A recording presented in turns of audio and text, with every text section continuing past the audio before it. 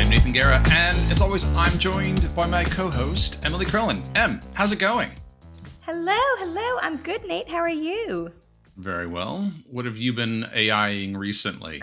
Don't really have much to report. I've been a bit slack this week, but it's interesting because we had a very fun phone call the other day whilst I was doing my weekly shop, and you mentioned a very interesting application for AI that is great for small business owners, startups, entrepreneurs, and just the everyday layman or woman. So please tell our listeners, how have you been getting into it? Well, so first of all, I know I'm really late to the game, but I've just finally upgraded to a paid version of AI.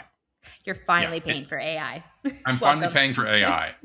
And that's because I've been running a startup and, not having a salary, and it didn't feel like something I had to do. And so, but I basically got a free year of Gemini Pro. So I've been using that, and it's been absolutely bonkersly amazing. I'm loving it. So I can attest to the value of a paid AI. But what I did is I've been having to do my Australian taxes, and I, being a small business owner, didn't realize that I had to do things like calculate GST, and I'm very lax when it comes to taxes. So what I did is I took all my expenses, threw them into ChatGPT, or Gemini actually, and said, help me categorize these based on the Australian taxation system. And tell me which of these are likely to have GST so I can go back and look at the receipts. And so I got a really good kind of first pass at my taxes that will both make my accountant's life easier as well as my future life easier now that I know how to categorize things correctly. So I was, again, continually impressed by the power of AI. I love that. And one thing, I haven't done it yet, so I'll have to do the exercise and report back. But I am taking a look at our household budget. We're looking to sell our home, upgrade from a unit to a hefty mortgage home in the northern beaches of Sydney. And I really want to understand the budgeting of where our money is going, because I find so often, especially with the cost of living creep, it's the money's going out. We don't always know where and why. So yeah, I'm very interested to hear about your categorization exercise, because I think that would be really interesting to apply it on more of like a personal finance budget lens. Yeah. However, and I pay for ChatGPT, but something just gets me a bit. I'm not fully bought into the idea of turning over all of the dirty laundry of my expenses to AI. So I would love for someone to come and tell me, like, no, it's okay, it's safe, and privacy protected.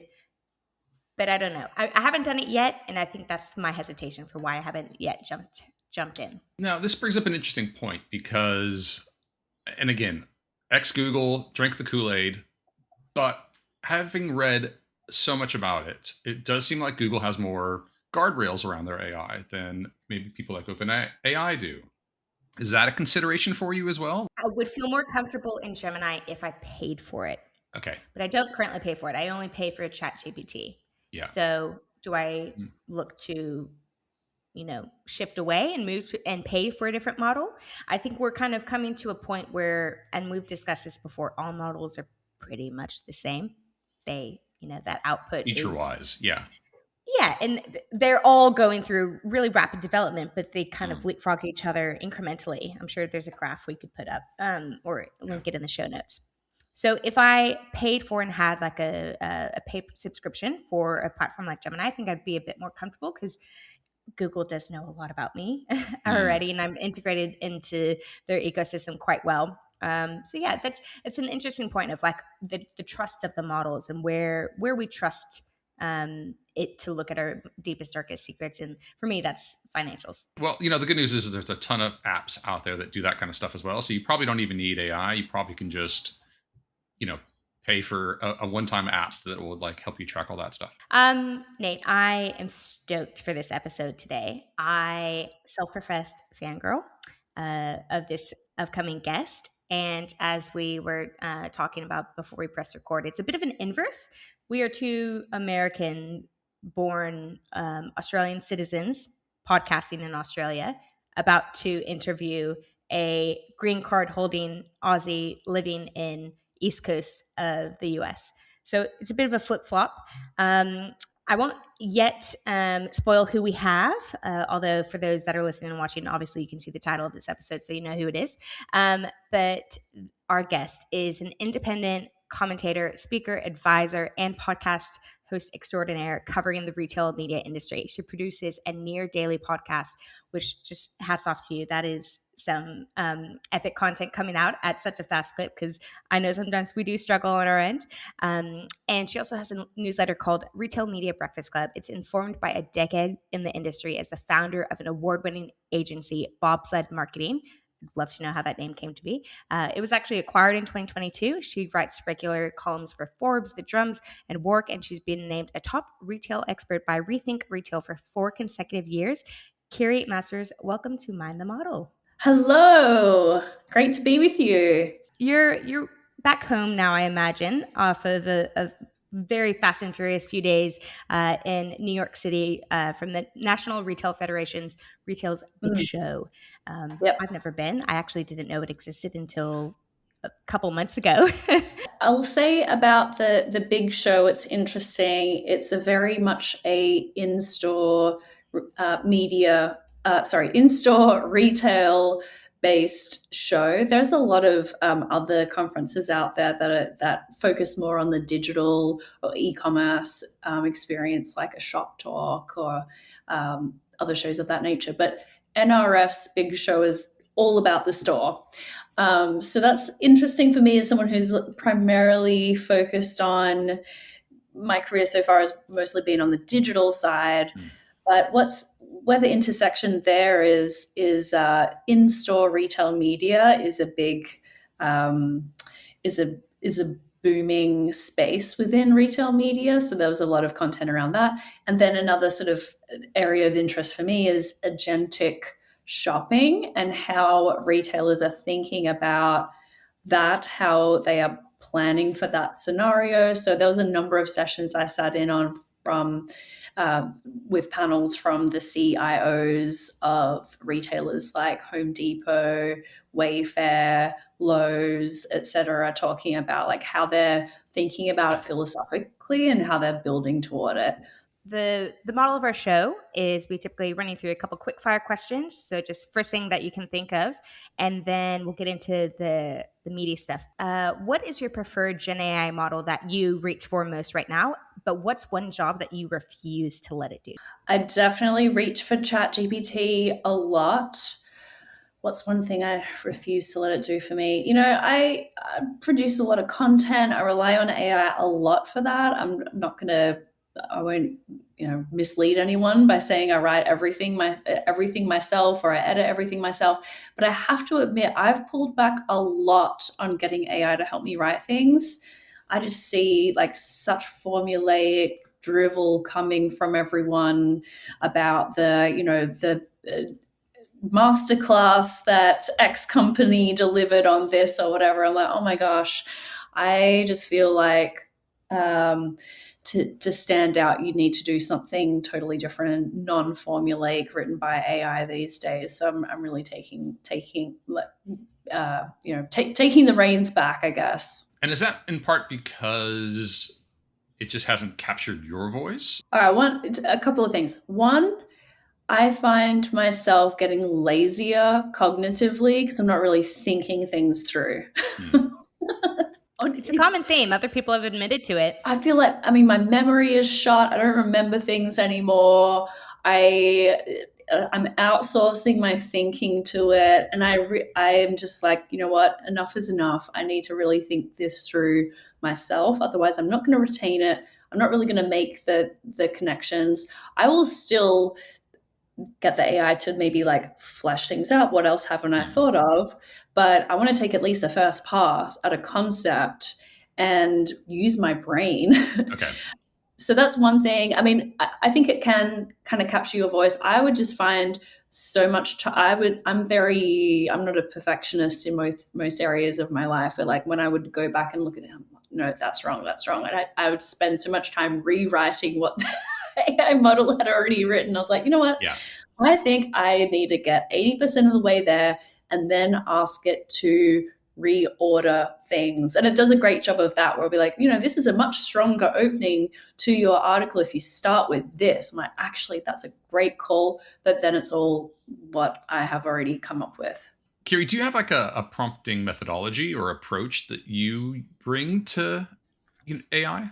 I've started to use those projects. I've been using those for a while, where you can create a project in Claude or ChatGPT where you sort of upload a whole bunch of stuff. So, for example, one thing that I have done that's been very effective is creative person. When a partner approaches me, I'm like, oh, we could do this and this and this and this, all these ideas.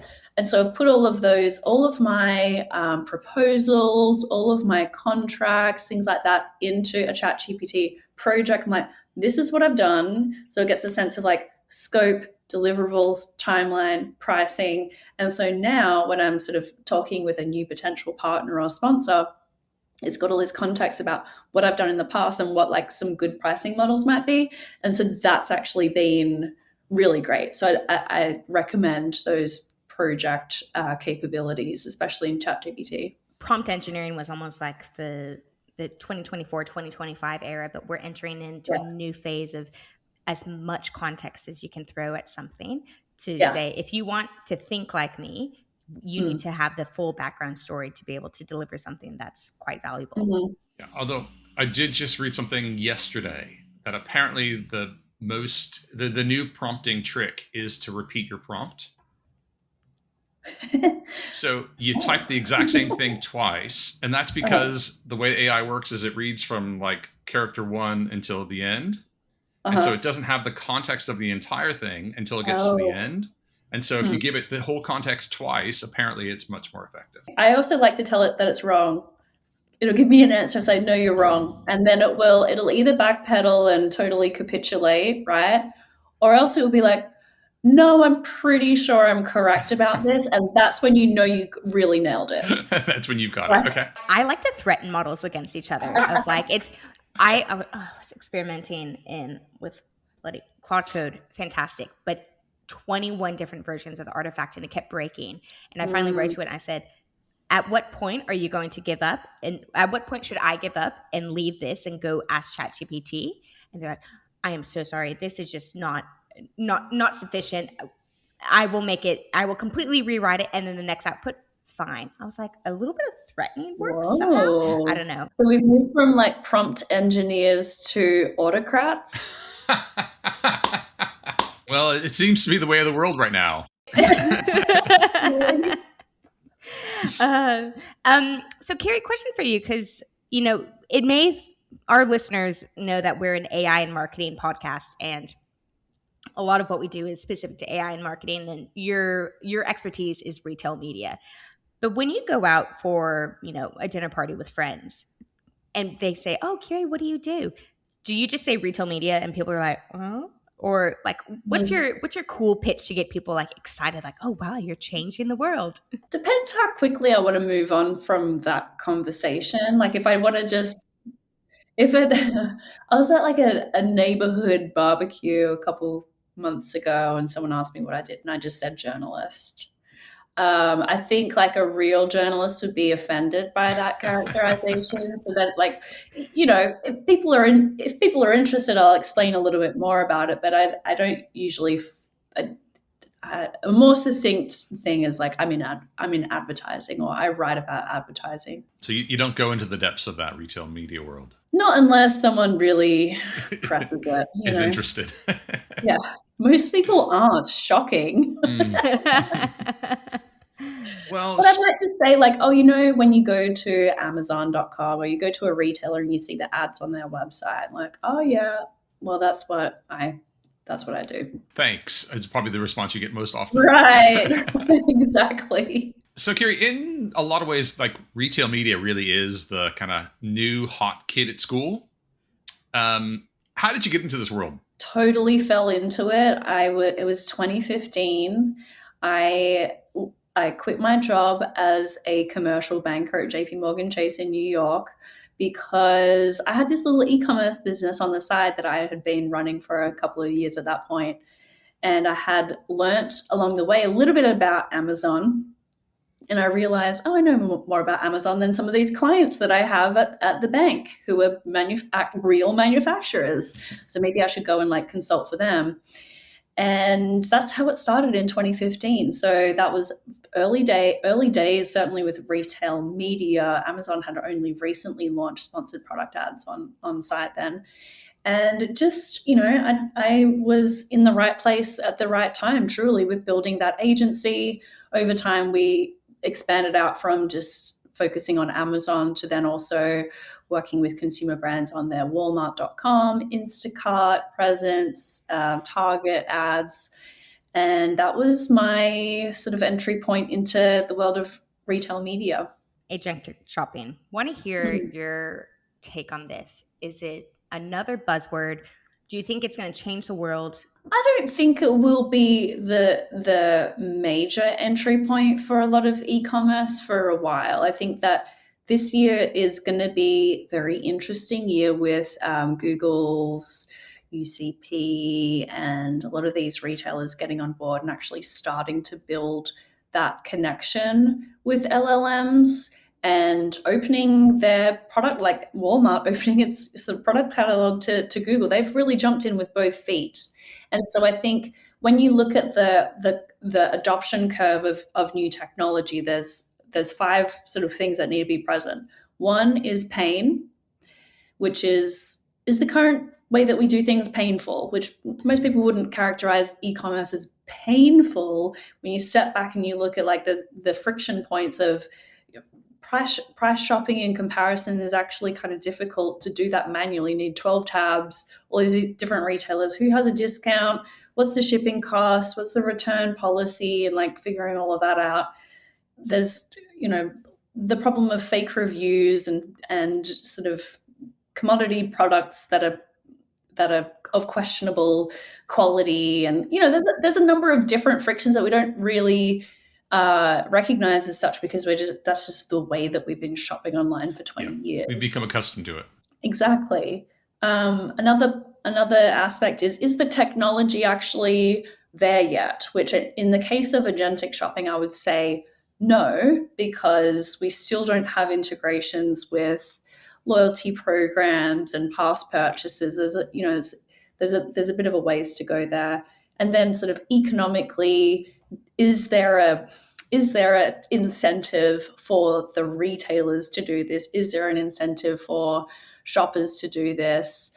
What's the incentive for the AI companies? I think we've seen with OpenAI kind of launching into shopping and then kind of stepping right back because they're like, oh, we're overwhelmed. We can't actually allocate resources to this. So it's not, Google has sort of stepped in to fill that void. It's a very complex thing when we look at adoption of new technology like this. And I think that most consumers are going to play around with some of these features like the price tracking feature on Google Shopping and things like that. And be like, oh, that's kind of cool.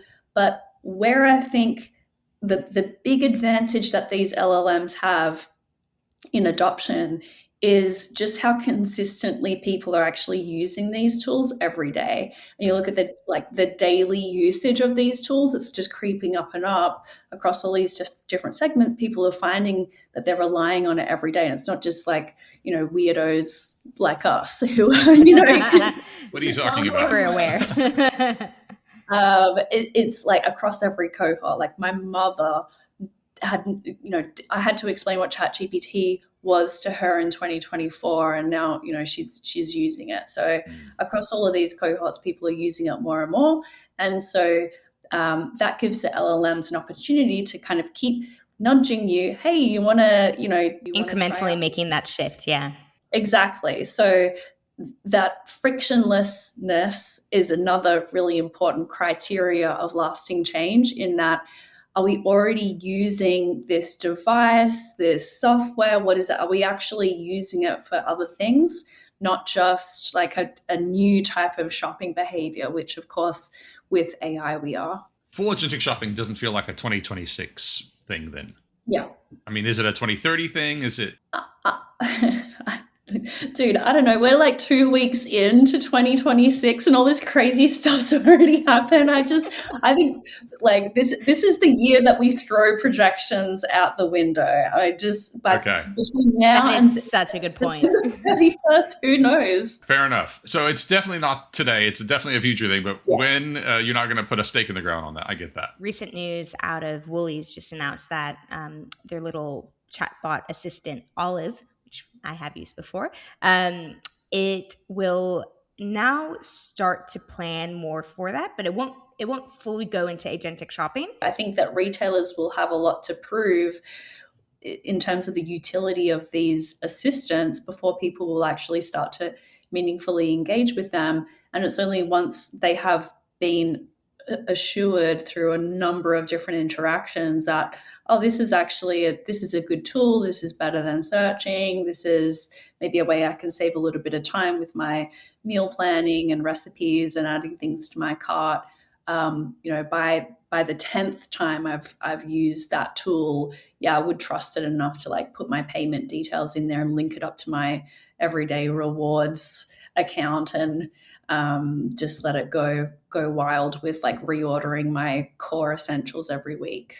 I think that's a great point. And kind of going back to the earlier chat Nate and I had about the financials, it's so important, that trust that you have to, that's like the last hurdle for LLMs. In terms of, I hate to be a Debbie Downer, but looking at the threat of agentic shopping, do you think it's an opportunity or more of a threat for retail media networks? So if we look to what you've written previously about how LLMs will intercept queries before they reach, just shopping directly on Amazon, is that where the on-site ad inventory and, all the millions and billions of dollars that's attached to that, is that where it shrinks? Is it a nightmare scenario if LLMs point consumers directly to the product and, cut out that middle ground of the funnel of that discoverability?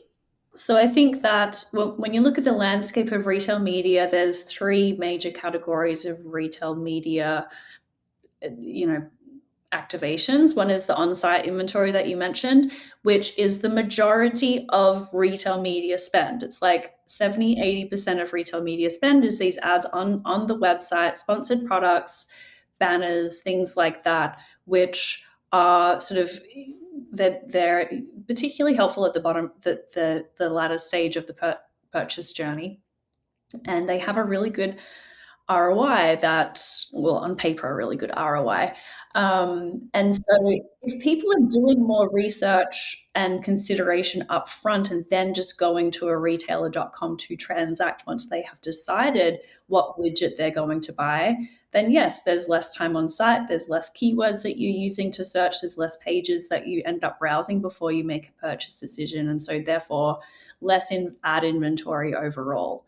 So again, coming back to the point of like, is Agentic going to take over? Look, if it's a smaller percentage of e-commerce this year, it's not going to kill on-site retail media anytime soon, but it will start to erode at that. The second bucket of retail media is off-site retail media, which is when a retailer sort of allows advertisers to activate on their audience off-site, so on social media, on connected TV, things like that. So the risk I see here is if these LLMs create their own media networks. Why would they do that? Well, one, it's a pretty neat way to monetize all of these users that they have and all of the things that we're feeding in about, like, our hopes, dreams, desires, wishes, stuff we want, whatever. Like, they know a scary amount of information about us, even if they don't have your tax planning projections. Like, they still know too much about you than you'd care to admit. So if I was an LLM, I'd be seriously considering that, because that would mean I could monetize my user base without ever showing them an ad in the chat interface, which is what a lot of people have been scared about, is like, I don't want to see ads in ChatGPT. It's going to, like, I feel like the utility of ChatGPT is that it gives me an honest appraisal of what my options are. And if it starts showing me ads, I just feel like it's trying to make money off me. Well, so to me, offsite kind of seems like a really great business model for that, because yes, they're going to make money off of you, but it's going to be because when you're watching Disney Plus, you see an ad for, I don't know, crackers, that because, you know, the crackers company knows that you're going to be hosting a barbecue soon or something like that.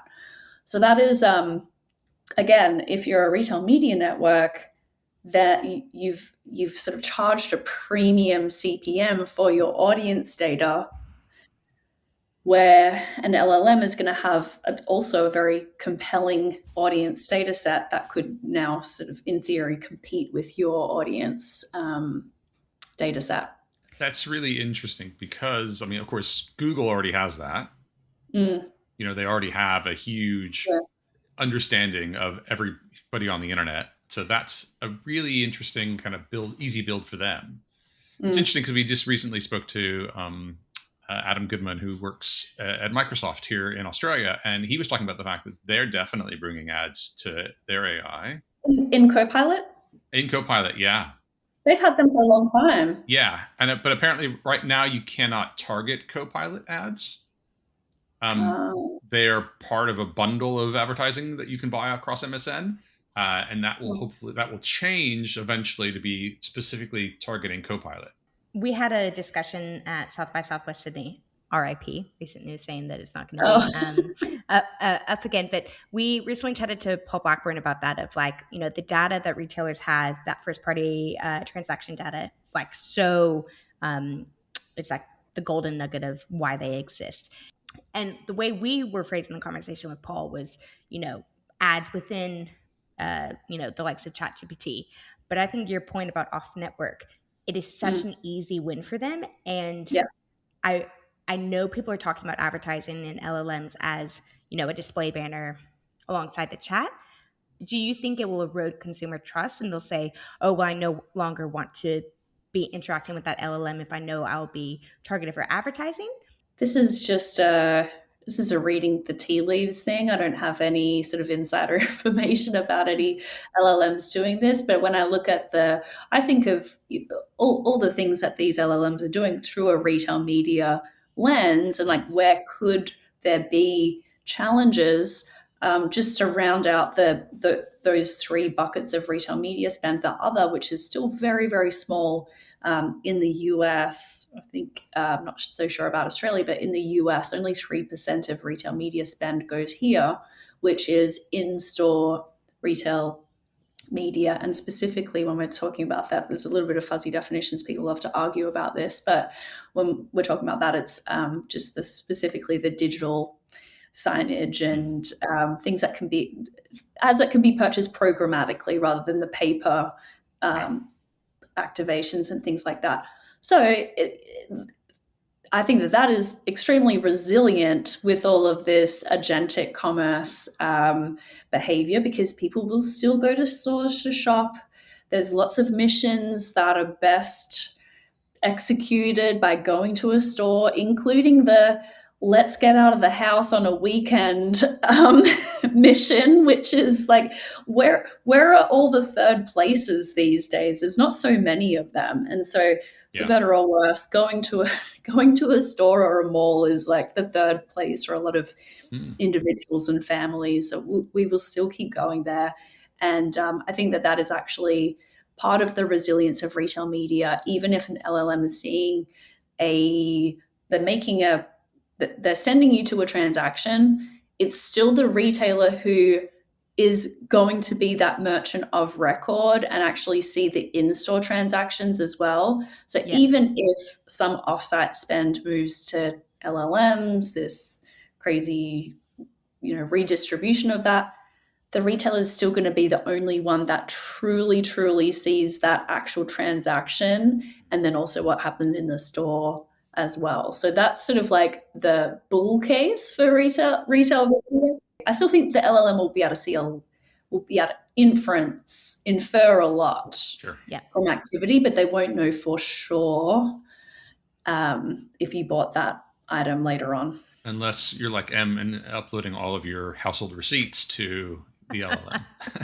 Bit of a wild card question for you, Kiri, only because I'm passionate about retail media.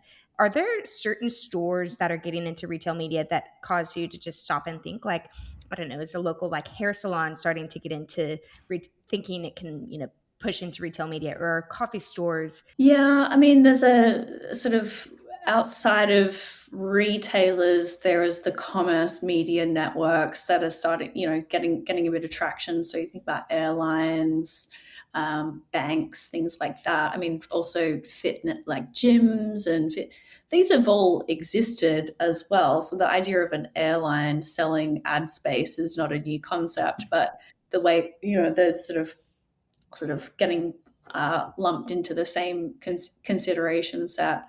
So yeah, it's expanding in terms of the definition and the way to think about it, I think. But to me, retailers have something very unique, which is knowing at the SKU level what you bought. So a bank or a credit card company will know you spent this much at this retailer on this date, and they might be able to, again, infer something about that, but they don't know, like, to the SKU level what you actually purchased. How do you see ads fitting, I guess, into the agentic shopping universe? Do you really see that AI is going to be doing all the shopping? Are we going to be advertising to bots, or are we advertising to humans, or what's your take on it? We might see more experiential and creative collabs between brands and retailers that don't involve a on-site ad unit, which could be ignored by LLMs or not. We don't know, and a retailer can't control that. So things like in-store retail media, product sampling, post-purchase offers, these are all things that they exist today, but I think that there could be a more compelling use case for those in the future, as brands want to push past the traditional sponsored product ad unit that may or may not get seen or may not be clicked on by a real person. I think that brands will have more appetite for really creative and disruptive ways to get to consumers beyond the sponsored product ad unit. People will still travel to in-store. It's, we won't be migrating purely to an e-com world. And I think an interesting part about the experiential, because we had a previous guest on the pod, Natalia, who spoke about that human connection is still so valid. It also ties in the importance of branding. So brands being able to show up and remain top of mind in areas and connect with consumers, so that if consumers are then asking LLMs for recommendations and it comes back with 3, actually, I had a really good experience with brand X, I'll go ahead and transact with them. For marketers who are listening right now and who are quite scared of the future, if that agentic commerce is the next wave, what is one skill that you recommend their team really needs to dive into this year to not drown? I can't point to a specific skill because things are moving so quickly, but it's probably more of a mindset thing. And that is that look at this agentic pathway as a new surface to reach customers. So just like the early days of e-commerce, and it was weird, like, why would you buy a textbook on the internet? That's wild. Like, how could you put your credit card into the internet and then like stuff just started showing up on your doorstep? You're like, wow, this is kind of crazy. What else could we sell on the internet?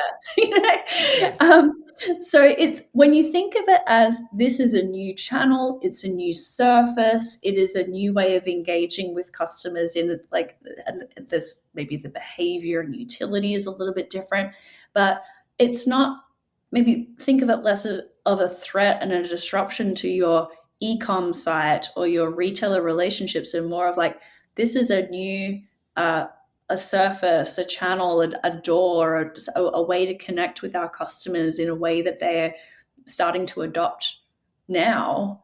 I think that reframe is really helpful. And it's certainly what I was hearing last week at NRF from these retailers is they're like, well, of course we would rather people buy from us directly, but we also understand that they are using LLMs for this stuff, so we're going to build it that way too. We've got to do both.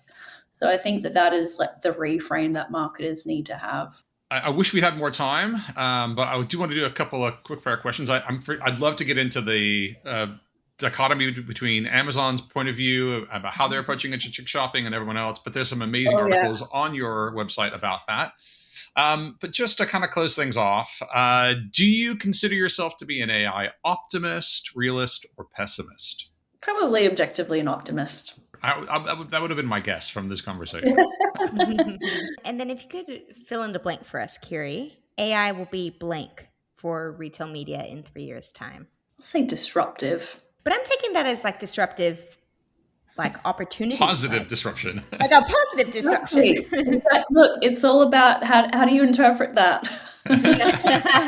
Go back to that mindset shift. Love it. Yes. Well, we'll leave that for the listeners to kind of interpret as they do. Yes. As they do, yeah. Kiri, thank you so much. That's been a really, really interesting conversation. I appreciate your time. Thank you so much for having me. I really enjoyed the discussion. Amazing, Nate. Great conversation with Kiri. I thought it was an amazing chat. Yourself? Personally, I am a fangirl of hers, as I have stated. I'm also a fangirl of retail media. So retail media plus AI, I've been looking forward to this chat for quite some time. The thing I really heard from her is, yes, there's in retail media, there's so much that is online for e-commerce and for retailers that have an online presence, but we can't discount the opportunity for more of that one-to-one experience in store. I also really liked her kind of, and I want to get from her so we can add it to the notes. She talked about like a list of 5 items that is on the tech adoption curve. I know I've seen the C curve before, so I'm kind of curious to see what those 5 items were, and we'll put a link to that in the show notes as well. What else did you take away? It's funny because it reminds me of a lot of news that I've been reading about how the chatbot interface was very much 2024. Agents were very hyped in 2025, but it's almost not regressed, but kind of progressed in a different manner. That 2026 is more of the year of automation. So not full agentic workflows, but finding automation and just making things so much quicker. I feel like we could have had so much more time with her. Like I said, we didn't really get into Amazon and what they're doing and how it's different than other shoppers. I've been reading a lot of her stuff and reporting around Costco as a retail media network. Like there's just so much more we could have done with Kiri. We should definitely have her back. Agreed. And, to the point about Amazon, it's still relatively new. And obviously US bred and born company, and they've been really good to adapt to all of the changes and really help, I think, shape and shift consumer behavior for how they experience shopping online. One of the articles that, like you said, there's so much we could have asked Kiri about. One of her articles recently was talking about how the sponsored product ads on Amazon, like they don't see it as having a ceiling. They can just keep on adding more and more because they can.